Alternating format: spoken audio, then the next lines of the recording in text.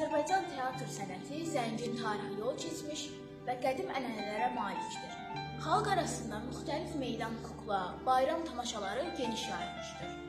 18-ci ildə Azərbaycan müstəqillik qazandıqdan sonra Xalq Cümhuriyyəti pərakəndə fəaliyyət göstərən teatr qruplarını birləşdirərək dövlət teatrı yaradır. Məşhur xeyriyyətçi Zeynalabdin Tağıyev 1883-cü ildə Azərbaycanda ilk teatr binasını tikdirmişdir. İlk dəfə 1918-ci il Nəriman Nərimanovun Nadir Şah əsəri səhnələşdirildi. 1919-cu il 24 oktyabrda Dövlət Teatrının açılışı oldu.